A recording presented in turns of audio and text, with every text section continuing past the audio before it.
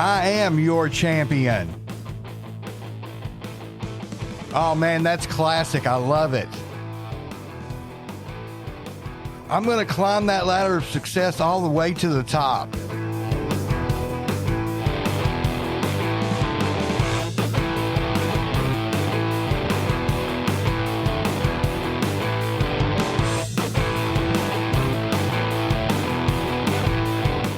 Hello, everybody. Welcome to the Ride Home, episode 12. I am your host, Brian Logan, along with my best friend and colleague, Dallas Danger.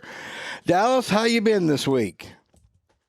Not bad. I've had a pretty decent week, all things considered. Happy to be back on the air with our wonderful, loyal listeners. And of course, always nice to talk to you, my friend. It is. It's been a good week. I'm glad that we're back on the air. I missed it for a week. I enjoy these sessions so much, and I'm just glad that we're alive and able to tell our stories. So a lot of good stuff going on. At this point, I will turn this over to you. Oh, well, let me tell everybody what we're doing. We have a podcast called Making the Towns, where I've been in professional wrestling and entertainment for over 30 years, and I kept journals of the dates, the times, the money, the bumps, everything, and we're going through that, talking about all the matches that I've had. And this is the ride home. This is as if we are coming from the show. The previous show, Making the Towns, is as we're going to the towns, and I'm telling you in the car about my career. The ride home is us rebooking the territory as you do when you come home from a wrestling show. And Dallas asks me questions, and we expand on what we talked about on Making the Towns. So without further ado, got that right this week, I will turn it over to you and your research notes, pal. Research notes. I like the way you put that. Yes, I'm in the lab listening to Making the Towns every week. You have a whole team of Oompa Loompas, and they're going through every aspect of my career with databases and like the old 60s computers, like that have the big spreadsheets that come out that are like bigger than a room, and it's a whole thing over there. I was thinking more like Muppet Labs. Mm-hmm. There's Muppets, and yes, things are exploding and it's chaos. And yes, Beaker is running around trying to mix something up as you're taking notes on the pot. I would love that. Could you imagine living with a bunch of Muppets? I have thought quite a bit about that, actually. That would rock, man. That would be so much fun to just be like in a frat house with a bunch of Muppets.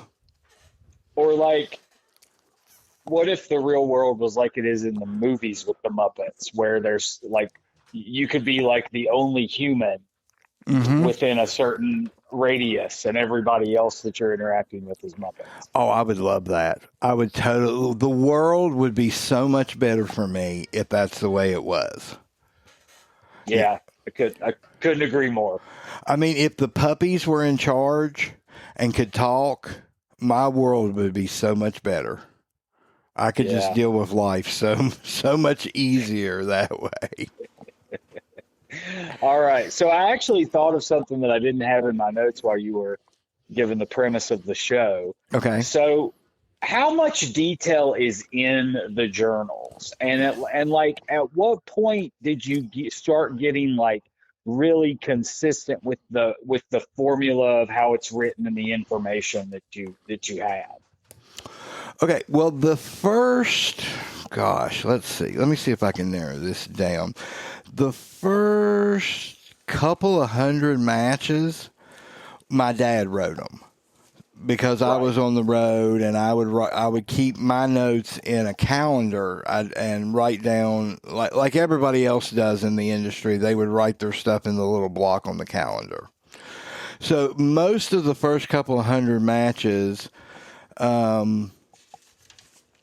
is in his writing and his doing. It looks like here in 7 of 96 is where I started to take over because it's my writing. And then that's when it got a little more detailed. So there was a lot more organized with the way it's set up, where the places of everything goes.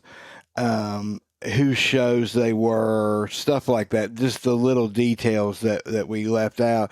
Mostly anything I could think of that needed to be wrote down, I would add to it once I had taken over keeping the journals. Yeah. Yeah. Cool. All right. Well, we may have touched on some of that. I feel like in the beginning we mentioned that your dad wrote because I want to say on the podcast you had some trouble reading his handwriting a couple I times. did. Yeah, he Yeah. has chicken scratches handwriting, and his he had a broke hand. He was putting in we had a fireplace, and he put a wood burning stove in the fireplace, and he got frustrated, and he just tried to jam it in, and he ended up breaking his right hand. So his handwriting went all to hell after that, because I guess his hand was in pain, and it didn't heal, 100% correctly as they tend to do, and all that. So the ends of his words kind of tail off a little bit with his writing. So you kind of have to know how to read old Bill Keys's, chicken scratch there to get through some of this. Sure. Yeah. All right. Well, let's get into it. We don't have to spend a ton of time on this first one. I just kind of was interested in this because this is not an element of your career that I remember ever hearing about. So I want to talk about the Panther a little bit. Okay. You did a good job of kind of illustrating why you came up with a mask gimmick, sort of a luchador gimmick. I want to know more about the idea, the conceptualization. You mentioned it was sort of an homage to Tiger Mask, but I mean, like, was it I want to do an homage to Tiger Mask and you built the details around that? Or I just kind of want to know more why pink? Anything you can give me on what you were thinking when you kind of came up with that gimmick?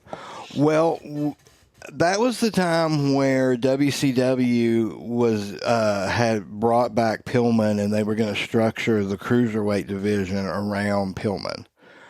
And a lot of the guys were coming up with alternate gimmicks, because they were, going to stick guys in there to do jobs. They were also going to give people, places to go. This was a little bit later on because this was Nitro, but to give you an example, was like Jerry Lynn and Mr. JL.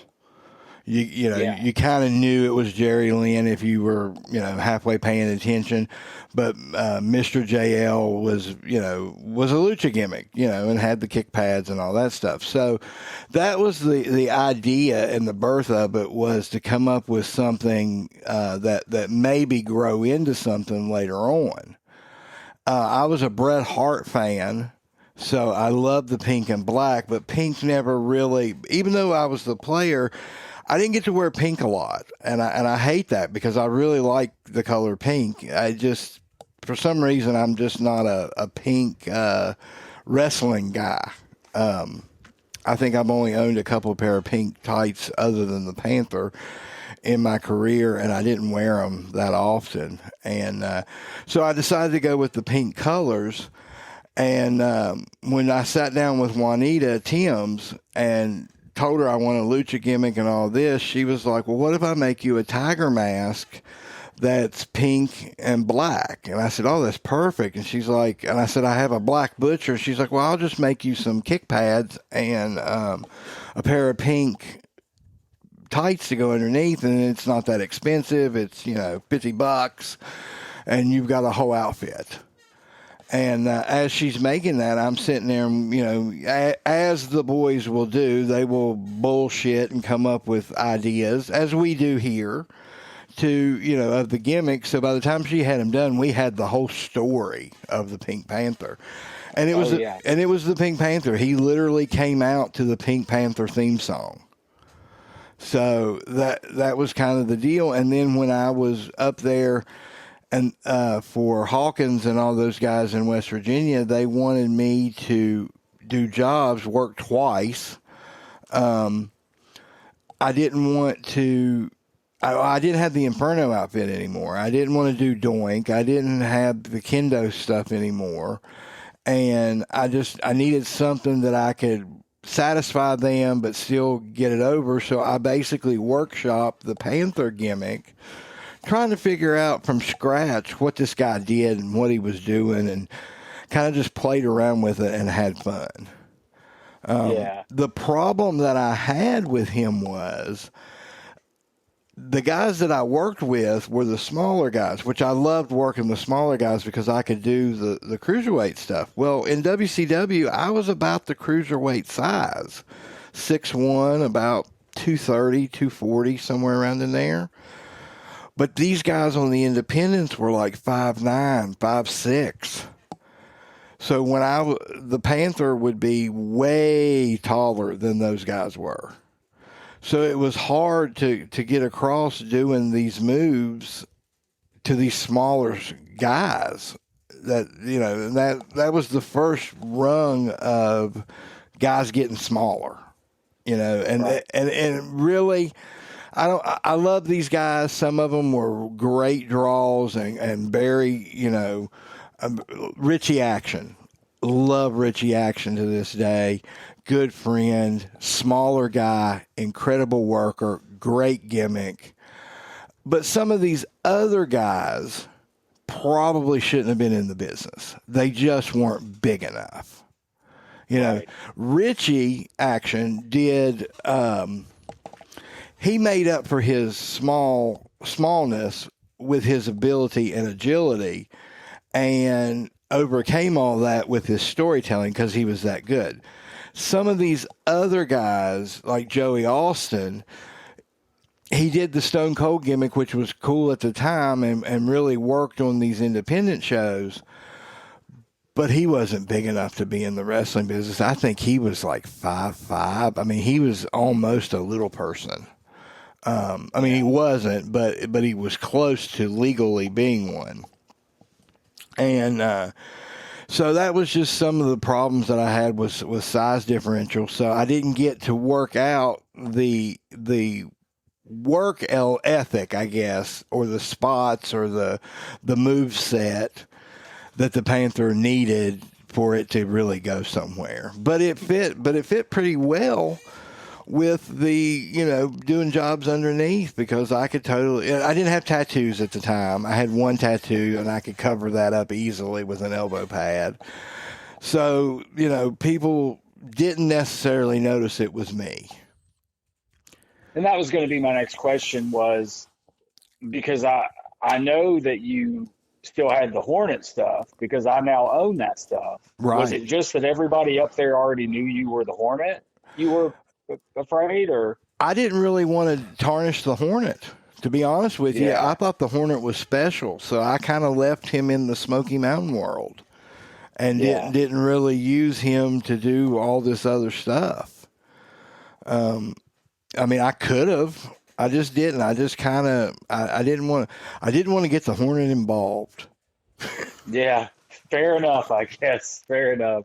So, somebody that you mentioned a lot. Well, some people you mentioned a lot are the Bryants. There were 3 Bryants. You always say, and every time you bring up the Bryan that worked like the new Mr. Olympia gimmick, every time he comes up, I don't know if it's the tone of your voice or the words you use, but I'm starting to get the impression that injury at the power plant from doing all those squats could have derailed a pretty good career. So in your estimation, how high was his ceiling had it not been for those issues? Oh, I think he could have got a job. He was 6'3", maybe, at least. Probably 260, 270. Not super jacked, but in shape. You know what I'm saying? Like, he wasn't the Ultimate Warrior, but he was in shape. He had abs. He had muscles. And a great guy, and understood the business and everything. And I think he could have really done something in the business. His Mr. Olympia gimmick was incredible. I mean, he looked like Super Olympia. He looked like a bigger version of Mr. Olympia.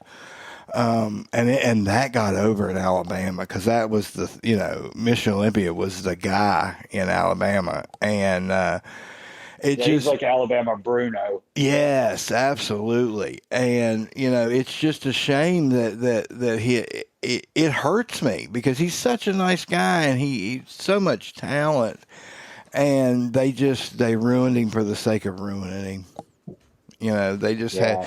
had no reason to do what they did. And, he tried working on these shows. His mobility with his knees being blown out he couldn't keep up with it.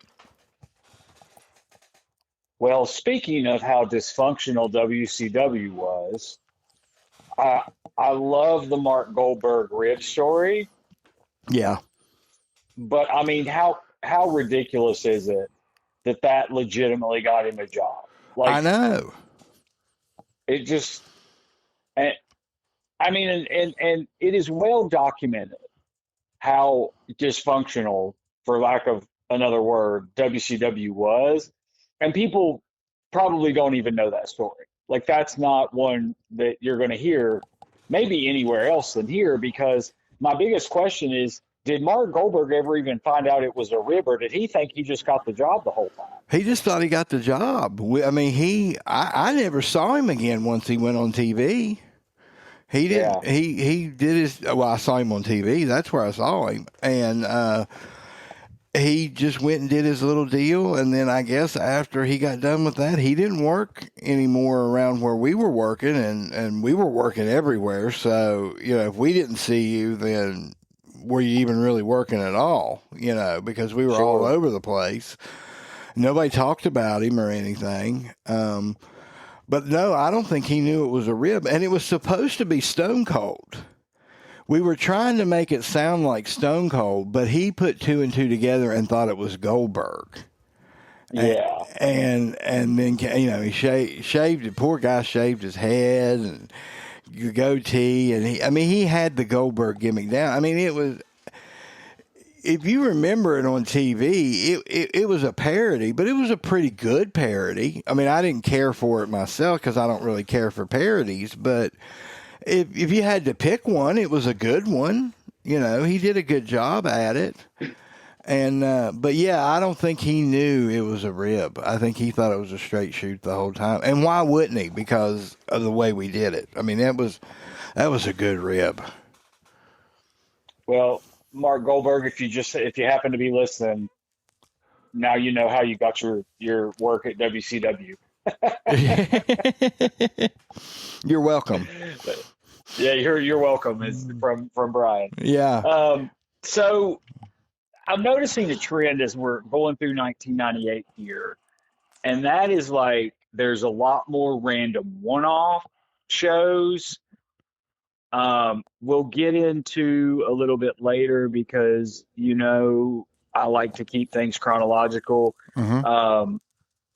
So there's more to this potentially, but at this point, I want to know if you're still in contact with Corny or the WWE, or are you just going, Corny told me to be patient, I'm being patient? I'm just being patient. Yeah.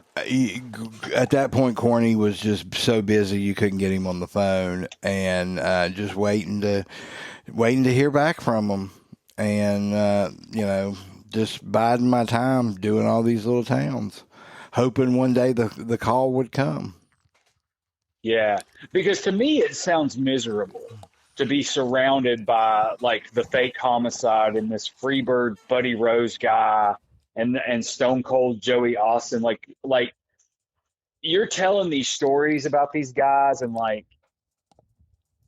you're walking out of the match because it was so ridiculous and bad. And it's just reminded me of times in my career where I Mm-hmm. was just like, what am I doing here? Oh yeah. I mean, it's miserable. Mm-hmm.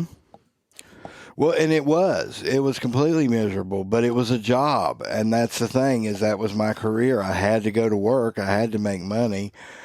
And I was try every single show to salvage it and make it make sense and have booking meetings and suggestions and get in people's ear and try to, hey, what if this guy does this with this guy, and then the backlash. It was constant fighting and arguing and drama as the independents, are now.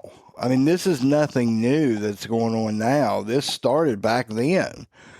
Right. Because of promoters being cheap, wanting to get the guys that are available, putting stupid gimmicks on them, thinking that it's going to pop the crowd, but they're really just popping themselves, and just taking advantage of these guys instead of trying to make them better, just being amused and say, well, we'll just do it for one show as a rib. But then it's a year later and you're still doing it, and you're wondering why this is not panning out. And it was miserable. I mean, I was traveling by myself, which I like. I like traveling by myself, but I mean, I actually prefer, if I'm not traveling with you, I prefer to be by myself or Eric. You two guys are the guys I prefer to be with. If I can't be with you guys, then by myself. But, I'd be driving from Atlanta trying to think of ways to make this thing better and how to pitch it. And then you get there and you get shot down by, I hate to bring her up again, but by Chrissy. Of somebody that's not even in the business, that's just like, no, that's terrible. We shouldn't do that. And her telling her husband that we shouldn't do it when her big thing was, and this can be discussed. She's like, well, where's this invisible rule book that says we have to do all these things? And I was like, that's the traditional way that we have done wrestling since it was invented back in, 1905, 1904, 1907, whenever the hell it was invented. And that was the thing, was they had never worked on real shows. And to them, it was an invisible rule book. And they had never seen the application and it done right. So they had no real incentive to try to do it right. They just wanted to do things that amused themselves. And that was just not good. And it was miserable. It really, really was. And then that's when it started. You really had to know your craft if you were in my position, because who knew who I would be working? I could show up and work, somebody that's fantastic, or work somebody that just got in the business 2 hours ago. Yeah. And then if the match went bad, it was my fault. That's the thing, is right. They don't want to do anything traditionally until it went sideways. Then they traditionally want to chew me out because it was my responsibility to make it go right. That kind of segues into something else I had in my notes. So you referred to this time as the birth of the indies, and that's like a major theme of this show. Mm-hmm. With all these crazy, wacky characters and all this nonsense that you just did a good job of laying out, how things were kind of changing. So was this something that you were able to have conversations about at the time with the other boys who were legitimate and knew, came from the right way of breaking in and all that? Or is this more just something that you look back on now and kind of have the hindsight on? I mean, was this something that was being talked about at any level in 1998? Well, you had the guys that I ran around with, the Bo Jameses, the Roger and Franks, and the Eddie Goldens, and those guys. We would talk about how it was different than the real shows, but they hadn't really worked on a lot of real shows. They were still outlaw guys, outlaw meaning not part of a territory. So they were getting started. They had all the talent in the world and all of the gumption to get out of being outlaws. They knew where they came from and how they were going to get to be legitimate. So there was kind of like layers. There was the guys like the White Boys, the Tim Horners, the Tom Pritchards, the Well Dones that I would see everywhere. Then there was the Bo Jameses, the Roger and Franks, and then there were the rest of these guys.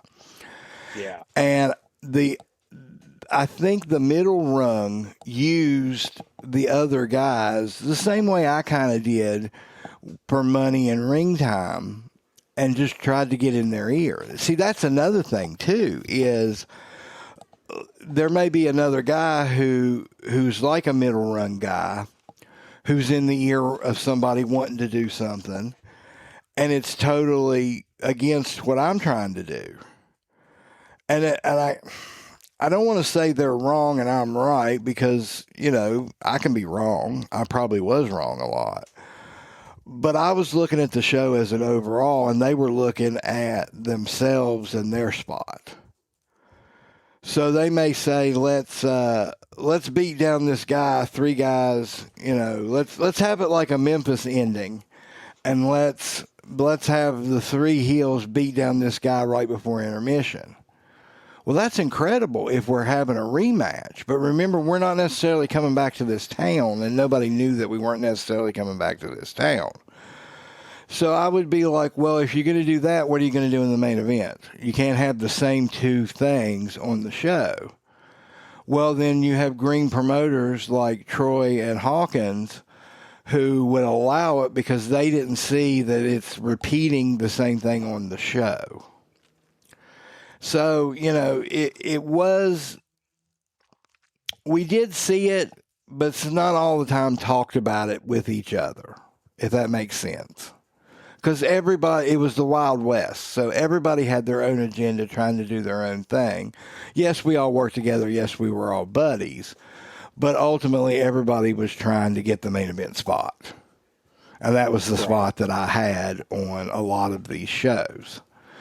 And my whole thing is if I'm the main event and I'm responsible for drawing and getting everybody paid, we ought to have this make some sense.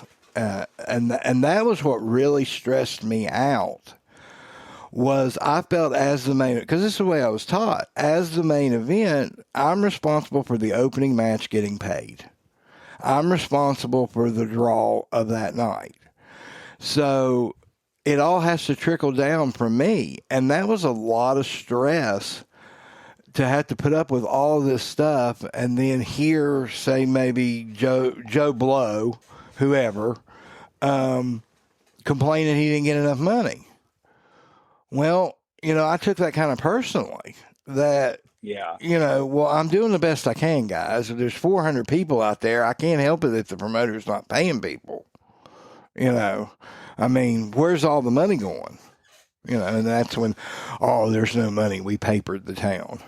Okay. Right. So I guess at this point, most of your interactions with the other boys are with the guys that are in that same rung as you or the rung lower. There's not a lot of guys that you're having a lot of time with that are the guys that had more experience than you, that really came from the territories, that are still working these independents, going, good gosh, what happened? Like, nothing like that, as much, just more with the Bows and the Franks and the Rogers. Yeah, because all the guys like the White Boys and Tracy Smothers, now I would see Tracy all the time. And he felt the same way I did. Now, we would talk about that, me and Tracy. But they were all working for New York. That was the Freddie Joe Floyd, T.L. Hopper era, the D'Lo Brown era, when all those guys were first getting jobs up there. So I didn't get to see a lot of those guys. Tom was a body Donna. And so they were all my buddies were up there, or like Tim Horner, who just stopped working pretty much. I mean, he didn't quit working, but he stopped taking a lot of bookings. He did fairs and stuff, but he wasn't out there trying to openly hit shows every weekend. Yeah. Yeah. So All right, so that was great. That all just kind of flowed. Now I have to backtrack and ask a really silly question that might have a short answer, but Okay. here we are. This is how this show works. Hey, We're a little crazy and it gets all over the place. So I want to know. So you get the ECW tape. You decide to do the fans. You bring it. We'll use it. What thing that a fan brought that you got hit with hurt the worst? a VCR. That's so funny because in my head was I don't remember if this was the ECW one or I've seen a different one, but it was the original Nintendo Mm-hmm. system, Mm-hmm. and they got hit with that, and I was like, that didn't tickle. Yeah. Like, is that gonna like give you CTE? Probably not, but it doesn't feel great to get hit with something like that. So I'm not surprised to hear VCR. Man, VCRs are basically solid state inside, and by that I mean it's one piece. I mean, it's a bunch of little pieces, but they're screwed in very well. So I got hit with it like it was a chair. And back then, I didn't put the hand up or nothing because I wanted it to look real. So I right. just take it. And there was no give in a VCR. There was nothing to get. And you would think it would shatter. No, those little screws kept everything in there, and it just hurt like hell. And I'm sure that it did give me CTE from that. Yeah, probably rang your bell. It Yeah. sure did. It sure did. But yeah, the VCR, man, deadly. That is such a wild thing to, I mean, I'm sure there's promotions doing stuff like that, but you definitely shouldn't. And these are like the most outlaw promotions because I mean, I wouldn't trust somebody to not like alter that VCR. Yeah. Yeah, I mean, my brain can think of any number of ridiculous, crazy Florida man stuff that somebody could do, and that would really not only like do permanent damage to somebody, but legally, like liability wise, Mm-hmm. holy cow, Mm-hmm. that's crazy. Yeah. So, speaking of the outlawist of the outlaws, you had a great rant about not working for free, Mm-hmm. and you gave the advice to the youngsters getting started not to do it. And I mean, I'm so on the same page with you, but I want to play devil's advocate a little bit. Okay. And I have an answer that I think I'm going to get, or I could get here, but I just kind of want to see what you say. Okay. So, if you told a youngster, hey, whatever you do, don't work for free, get paid something, and explain what paying your dues actually means, like you did so well on this episode, and that kid's response to you would be something along the lines of, well, those are the only shows I can get booked on. What would your response be at that point? Get more training. Because if you are good, the promoters are going to book you anyway because they're desperate. So if you're basically what the promoter is saying is you're not good enough for me to pay you money. I'll put you on there and give you some experience, but that's what you need is experience. Then you need to get more training so that you get better. And yes, in-ring training is the most important. Ring time is the most important in front of people. But you also don't just jump in a car and take your driver's license test. You practice. You practice your parallel parking. So if they're absolutely not willing to pay you, nobody will pay you anything. And by anything, I mean $1 will do. $5 will do. Just so that they show you that you're worth something and that it's not for free. Because if you work for free, why would they ever pay you? Why would they ever bother to give you money if you're already doing it for free? Even if it's $1, you could go up to 2 or 3 or whatever.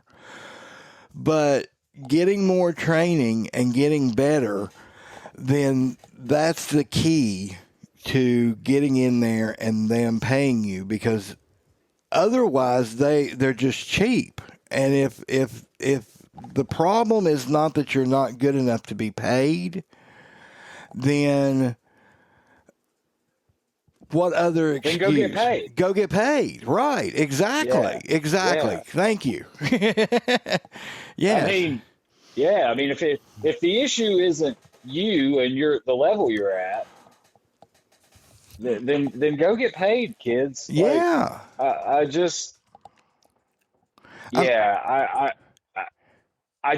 was so shocked when we ran WFS at how happy most of the guys were with what we were paying them. And I always felt bad. You know, there were exceptions, don't get me wrong. But for the most part, I didn't feel like we were paying guys what they were worth. Right. Just because that's the hand we were dealt. But I won't name him, because I don't want to embarrass him, but someone that we have a very high opinion of who worked for us in WFS, we did a weekend loop, and I handed him an envelope, and it was 2 or 3 days' pay. And he opened it up, and he looked at it, and he said, "That's the most I've ever been paid to do wrestling. Thank you so much." Mm-hmm. And I was just blown away, because I was like, these guys are worth so much more. But we're just doing the best we can. And we paid them. We paid everybody. Yeah. We paid everybody. Yeah. Because of this exact conversation and philosophy that we're having and talking about right now, it is a job. You are doing a job. And so even if it's not much, get paid something, and like you said, it's an easier conversation to go, "Hey, I know you've been paying me $5, but I could really use $10. Mm-hmm. That's a lot easier than, "Hey, I know you've never paid me, but now I want to get paid." Mm-hmm. Well, when I had Apex, we had the TV studio, and it was very small. Because it was a drugstore.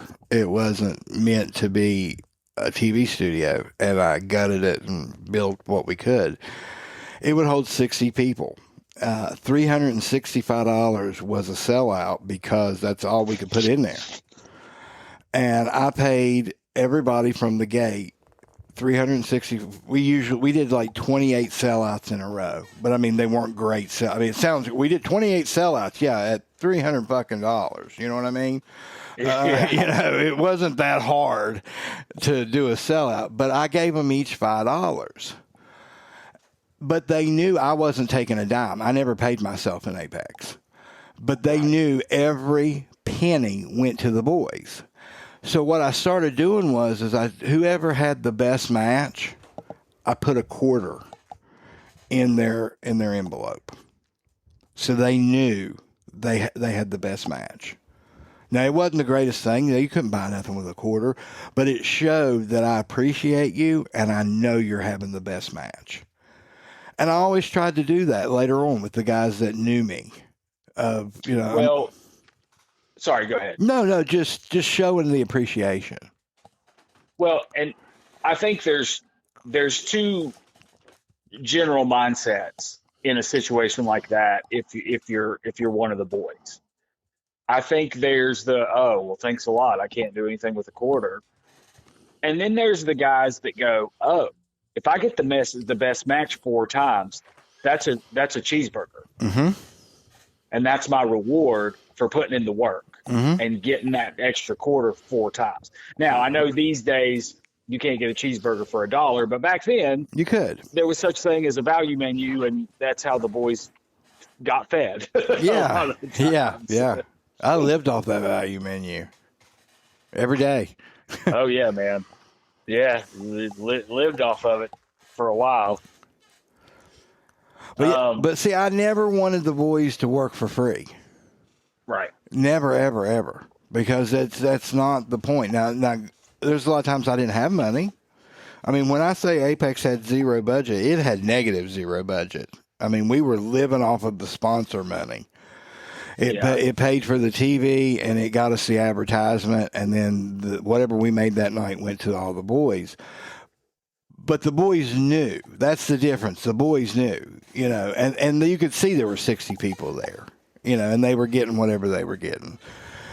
Nowadays, you see, let's say there's 400 people at a show, and you're working, and half the crew's working for free. Well, where's that money going? Or you've got some big name that comes in. See, here's another thing that goes on today. You got to have the name to draw the people. Well, the name costs $2,000. Well, we drew $2,500 and the rent's $500, so everybody else has to work for free. Well, wouldn't it be more beneficial to just draw the 100 people you would get without the name and pay the boys that are working hard and everybody gets paid, and you try to draw from there with creativity and angles versus paying one guy the amount to bring everybody in and everybody else gets screwed? Yeah. And something else I just thought about too that I think had a lot to do with the morale of the WFS locker room, even though we never really drew very well at all, was you didn't have to wait till the end of the night to get paid. No.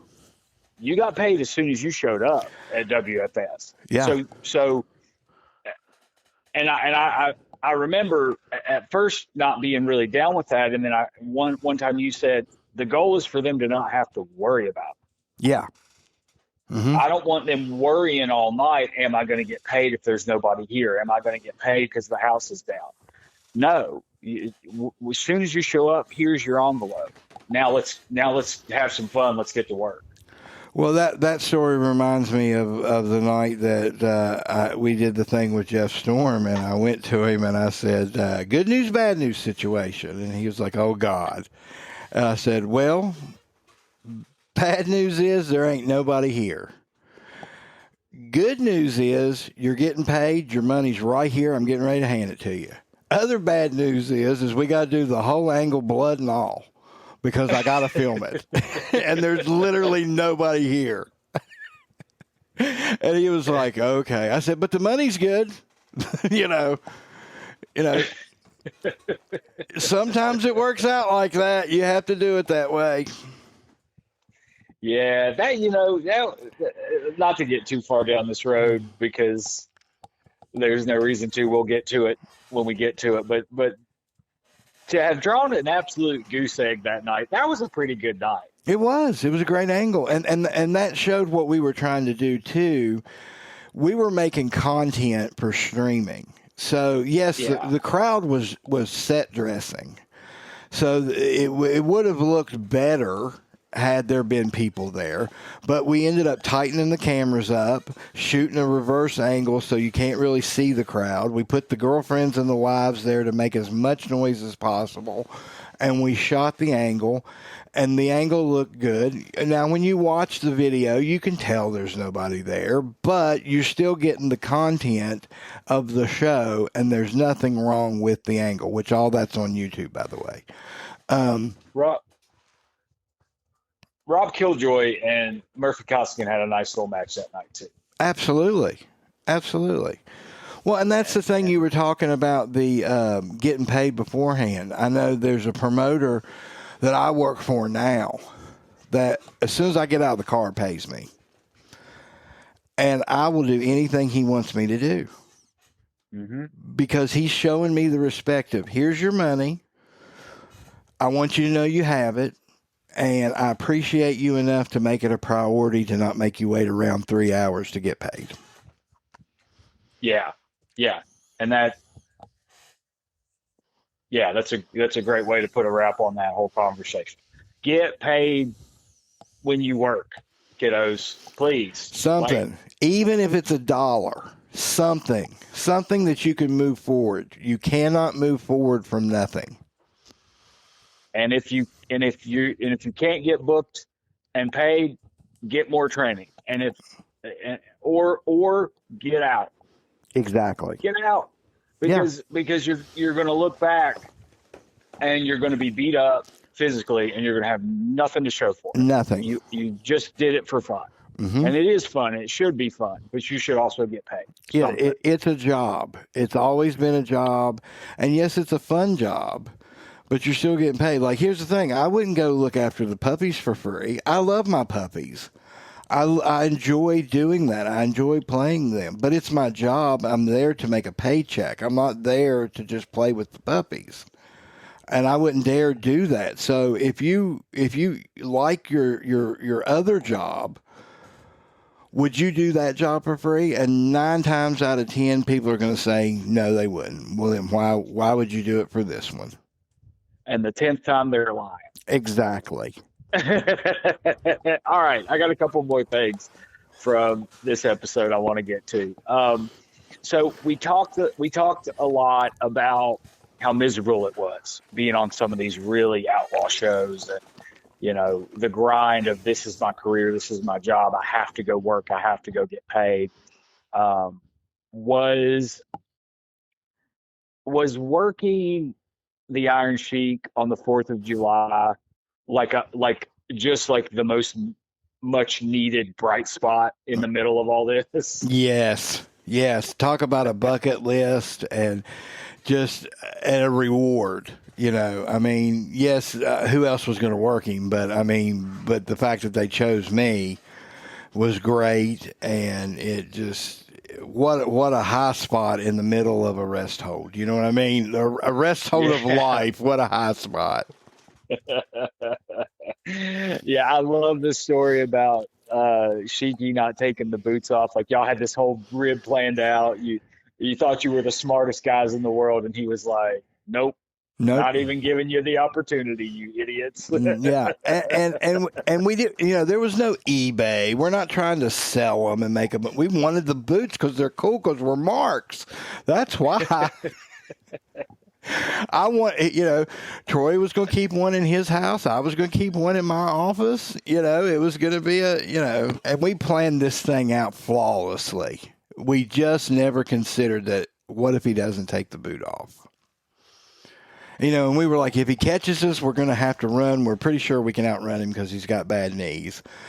We had a whole contingency of if we got caught and how not to get killed when he, literally killed. Like if he caught us stealing from him, he would have murdered us. It was just terrible. I mean, and I would never do a rib like that now. That just shows how green we were that we were going to do that, because that is stealing and that is wrong. But it's funny that we thought that we were going to get away with it. So at no point did anyone go, well, what if he's packing? No, we never, no. Never even considered he might be like, I don't know where I'm going. This is some podunk town. This is some crazy drunk hillbilly fest for 4th of July. I'm gonna make sure I'm good. No, we were gonna catch him in the shower or the shitter and just grab him, and it just didn't happen. And I love the Sheik so much, and I got to work with him a couple more times, and I got to where I could understand the way he talked. So I would have to translate to other people to what he was wanting or saying and stuff like that. And just the Sheik was so special, and I love Sheiky. Yeah, just a treasure of the business, man. Just one of those people that what else could he have possibly done with his life? Right. You know what I mean? Like, right.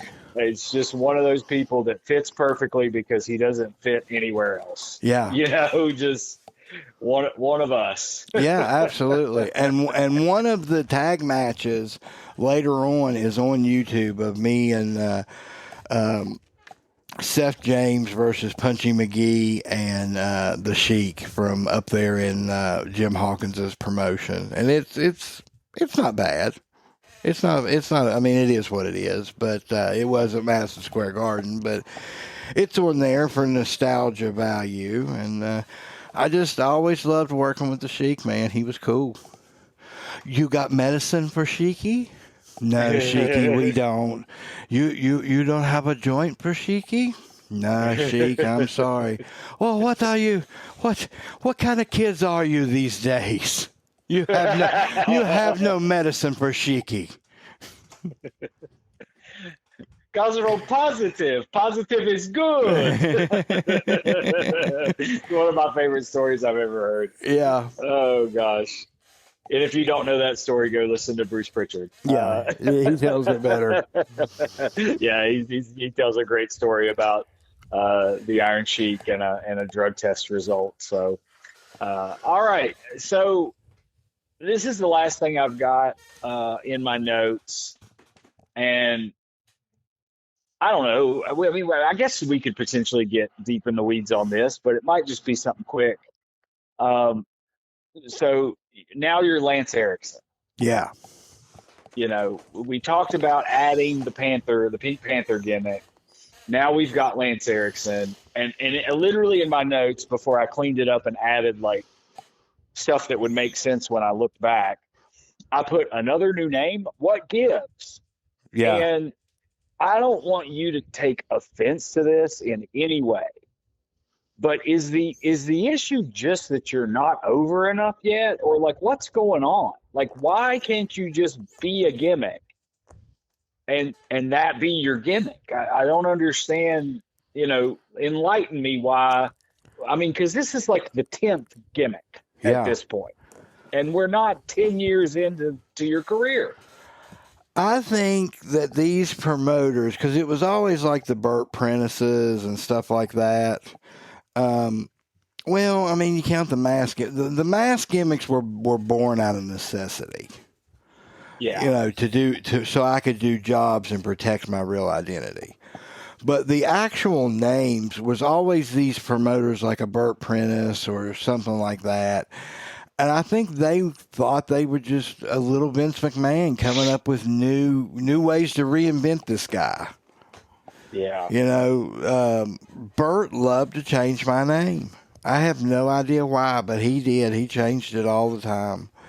And that was one of the things later on. That was one of the complaints I had. But later on, why I wanted to stick with Brian Logan and why I eventually legally changed my name to Brian Logan, one of the reasons was because that's who I was or who I am. And I wanted to always be that, and that was what I put the effort into. And that's what I always thought my name would be, aside from a WWF or a WCW, because that's different. That's marketing from a corporate end. But yeah, man, all these promoters wanted to give me new gimmicks and they all knew better. They all knew, and I'm not saying I know better. I'm saying they all knew better than the next guy. They all knew better than the other promoter, And and I guess maybe that's the nature of being a promoter is you think you have the inside track on everything. I don't know. What do you think about that? Why do you think promoters always want to come up with new gimmicks? Because we did that too. Yeah, but we didn't do that with our top guys. I mean, okay, with one exception that we really, at the end of the day and in retrospect, should have never been a top guy. But like the guys that came in with a little bit of experience that we were depending on, we never changed anything about them. I mean, we just let them. The Heat Seekers got to be the Heat Seekers. Mm-hmm. Wayne Atkins got to be Wayne Atkins. You got to be Brian Logan. Mm-hmm. You know what I mean? Hell, even Murphy Costigan got to be Murphy Costigan. Right. You know what I mean? Like we didn't. The guys we repackaged were the ones that weren't established, that we felt like we were enhancing their career Mm-hmm. by giving them something new that they could latch on to. You know what I mean? I feel like it was a little bit different.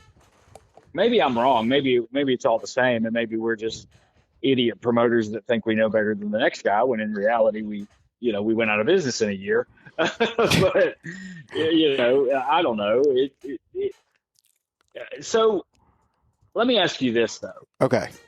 And we don't have to get deep in the weeds on the details. We can save that for later if you feel like it's more appropriate to wait until it comes up in the journal. But when does the player gimmick come to be? The player gimmick comes right around here. I mean, well, no, I already have the player gimmick because I had the T-shirts for the West Virginia shows. That's right. Yeah, those were player Brian Logan T-shirts. All right. Yeah. So then let's talk about it. Let's talk about the player gimmick. Give me, you know, where'd the idea come from? I mean, I love a good, clean name like that's not one that you're just rehashing from the 50s that anybody who knows anything about wrestling knows it's a rehash. You know, Right. I like a good, original, clean gimmick like that. So tell me all about it. Tell me about the player. Well, we were at the Sampson Center, me, Bo James, and the Duke of New York, and we were there early, and we had gotten lunch, and we were sitting there eating our lunch, and we were talking and booking the whole wrestling world on how we knew everything. And I said, man, I need a nickname. You know, you're handsome Bo James. You're the Duke of New York. You know, I need something flashy to go with what I'm going with. It's just not work. You know, I need to spice it up a little bit. And Bo just said, the player. And Duke of New York was like, oh, that's perfect for you with with you and the girls and everything. And he's like, yeah, the player. You're now the player. And I said, oh, man, I love that. How soon can we do that? And Bo's like, we'll do it tonight. And I was the player from then on. That simple. Bo come up with it and out of nowhere while we're, eating lunch. That's so cool. It's also really funny that it was Bo's idea. I almost phrased the question as whose idea was it? Mm-hmm. And then I was like, there was no way anybody but Brian came up with that. No, but that actually makes sense now that I hear the story. And shout out to Al Getz, the Duke of New York. Yeah, Great guy. man.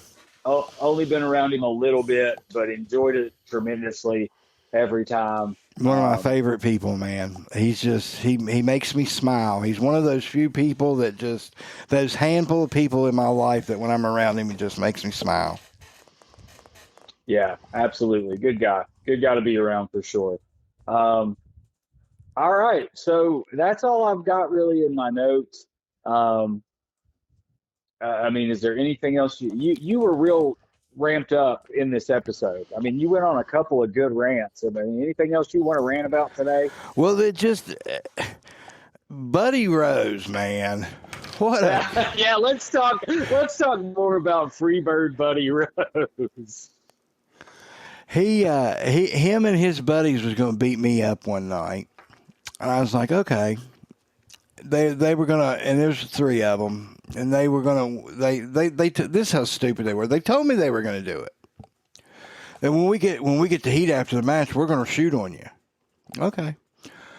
So I took a razor blade about an inch and cut it and put tape on it, and put it in my tape. And I was like, every time they hit me, I'm just gonna slice their arm. Luckily, they didn't do it because I probably would have ended up making them bleed to death. But this guy was such an idiot. But that's how bad it was. At one point, he ran his mouth so bad in the locker room, I went and sat in the ring after the show and started screaming, just come on out here. I'm going to whip your ass. This guy he was nuts.